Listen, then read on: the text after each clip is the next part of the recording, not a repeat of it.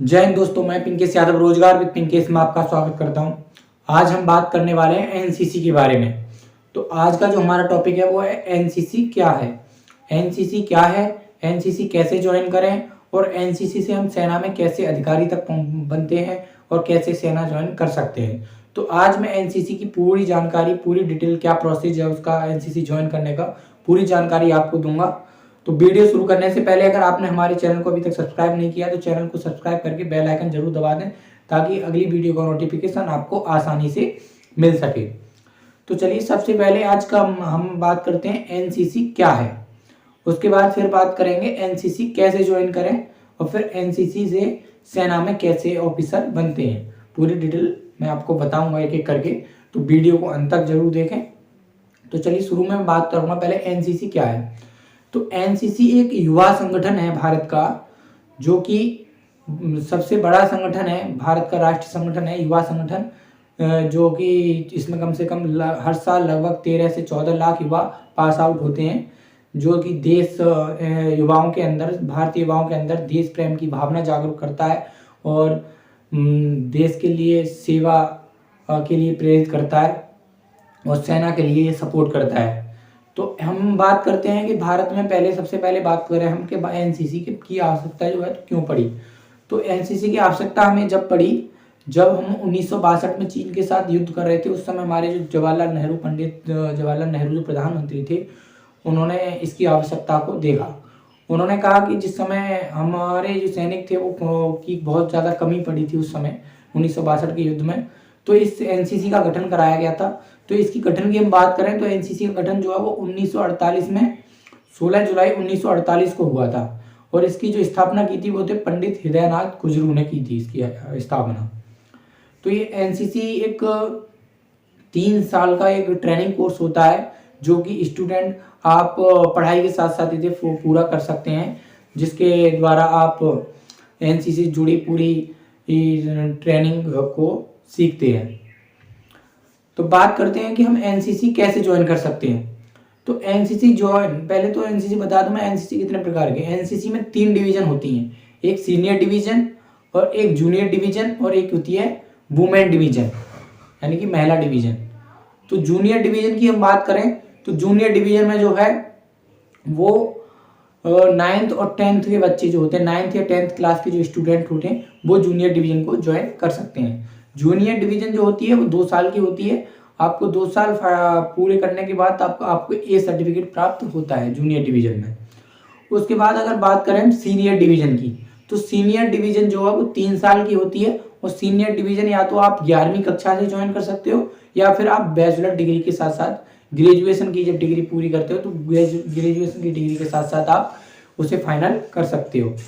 तीसरे नंबर पे जो आती है वो होती है विंग डिवीजन, महिला डिवीजन, जिसमें सिर्फ वुमेन की भर्ती की जाती है।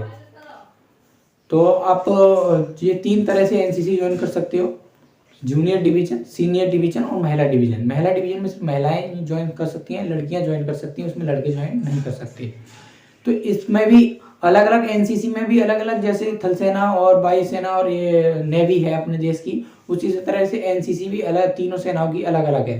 थल सेना की अलग एनसीसी होती है और एयरफोर्स की अलग एनसीसी होती है और नेवी की अलग एनसीसी होती है।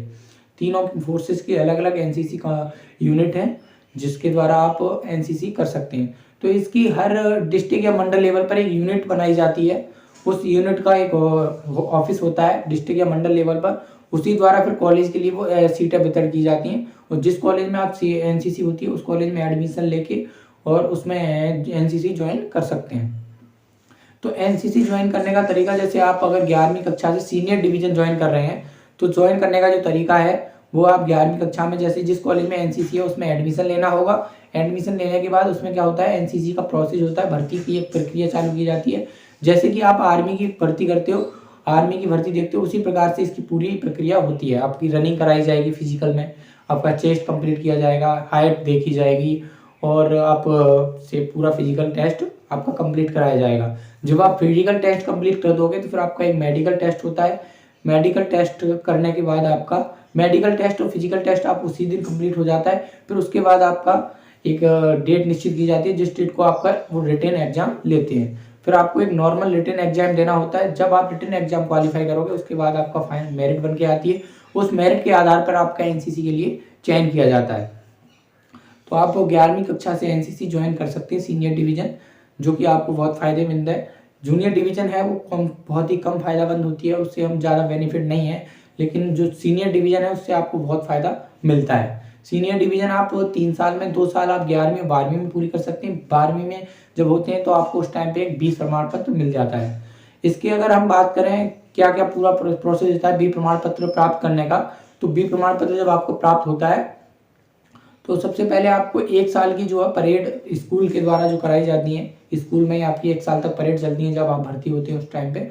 उसके बाद जो दूसरी साल आती है, दूसरी साल में आपका कैंप जाता है और आपको उस 2 साल में बी प्रमाण पत्र प्राप्त करने के लिए कम से कम 1 कैंप करना जरूरी है। अगर आप चाहें, आपके अंदर क्षमता है, आप कैंप करने के इच्छुक हैं, तो आप बहुत सारे कैंप भी कर सकते हैं। इसमें बहुत सारे कैंप जाते हैं। आरडीसी कैंप हो गया, एनआईसी कैंप हो गया, टीएससी कैंप हो गया और एसी कैंप हो गया। काफ़ी सारे जो कैंप होते हैं उसके में कराए जाते हैं। तो आप एक एनुअल वार्षिक कैंप होता है वो आपको करना बहुत ज़रूरी है। जब आप एक कैंप क्वालिफाई कर लेंगे उसी के बाद आप बी सर्टिफिकेट की जो परीक्षा होती है उसमें बैठ पाएंगे। और बी प्रमाण पत्र की एक 500 नंबर की एक परीक्षा कराई जाती है, जिसमें आपका 315 करीब नंबर की आपकी लिखित परीक्षा होती है और कुछ 185 करीब ऐसे कुछ नंबर का आपका प्रैक्टिकल कराया जाता है। तो आप उससे भी प्रमाण पत्र प्राप्त कर सकते हैं। मैं भी एक सी प्रमाण पत्र होल्डर हूँ। मैं सी सर्टिफिकेट प्राप्त कर चुका हूँ। 2017 में मैंने एनसीसी का सी प्रमाण पत्र प्राप्त किया था। तो उस टाइम का जो प्रोसेस था वो मैं बता रहा हूँ। अभी था थोड़ा बहुत चेंजिंग हुई हो, लेकिन उस टाइम पे जो प्रोसेस था वो मैं आपके लिए बता रहा हूँ। उसके बाद जब आप बी प्रमाण पत्र क्वालिफाई कर लेते हैं तो उसके बाद आपको फिर ग्रेजुएशन, जिस कॉलेज में आप एनसीसी है उसके कॉलेज में आपको ग्रेजुएशन के लिए अप्लाई करना पड़ता है।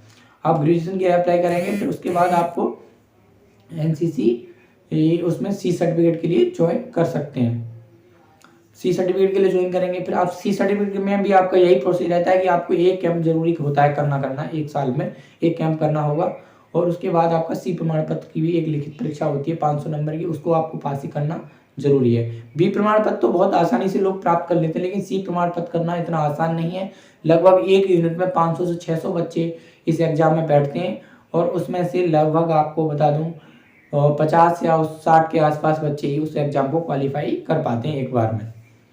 और इसमें एक प्रोसेस और है कि आप एक सी प्रमाण पत्र या एनसीसी प्रमाण पत्र में अगर आप किसी कारण नहीं बैठ पाते हैं तो आपको एक ही चांस मिलता है दोबारा। अगर वो भी चांस आपने मिस कर दिया तो फिर आपको बार बार चांस इसमें नहीं दिए जाते हैं। एक चांस मिलता है, अगर एक चांस में आपने एग्जाम क्वालिफाई कर लिया तो आपको सी प्रमाण पत्र मिल जाएगा, नहीं किया तो नहीं मिल पाएगा।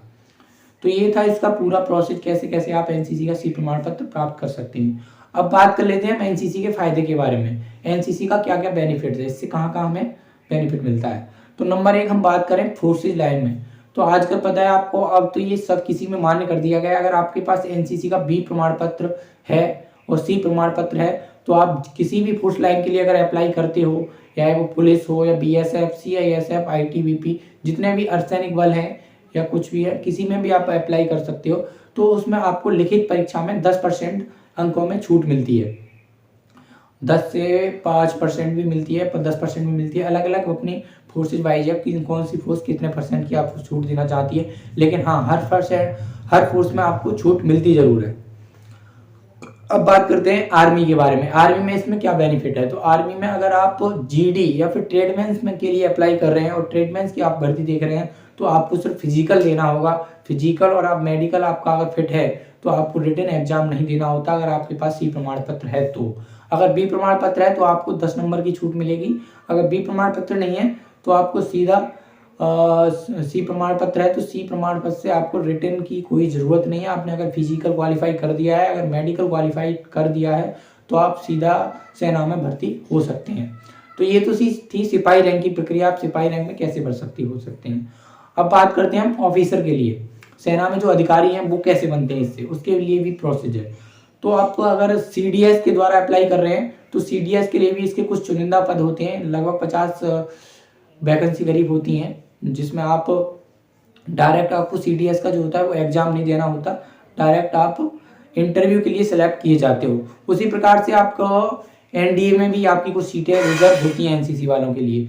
और एक महत्वपूर्ण चीज़ और कि एक जो इसके फॉर्म आते हैं एनसीसी स्पेशल एंट्री स्कीम के तहत, जो कि साल में 2 बार निकलते हैं। अगर आप उसके लिए अप्लाई करते हो तो वो सिर्फ एनसीसी सी प्रमाण पत्र धारक और जिनके पास बैचलर डिग्री है 50% से, वही उसके लिए अप्लाई कर सकता है। और एनसीसी सी प्रमाण पत्र में ध्यान रहे आपके पास बी या ए ग्रेड से आपका जो प्रमाण पत्र है वो पास होना जरूरी है। अगर आपने वो प्रमाण पत्र प्राप्त किया है तो आप उसके लिए अप्लाई कर सकते हो। इसकी जगह जो है साल में 2 बार निकलती हैं, जनवरी के माह में और जुलाई के माह में इसकी 2 बार जगह निकलती हैं। उसको आपका लिखित एग्जाम नहीं देना होता है, डायरेक्ट आपका एसएसबी इंटरव्यू होता है सर्विस सिलेक्शन बोर्ड के द्वारा। 5 दिन तक आपका इंटरव्यू चलता है। अगर आप उस इंटरव्यू को क्वालिफाई कर सकते हो तो आप सीधा सेना में लेफ्टिनेंट के पद पर नियुक्त किए जाते हो। तो ये थी आज की जानकारी एनसीसी की कि एनसीसी क्या है और कैसे ज्वाइन कर सकते हैं हम, और कैसे सेना में इस तरह से हम भर्ती हो सकते हैं। तो ये जानकारी मैंने शॉर्ट में आपको दी।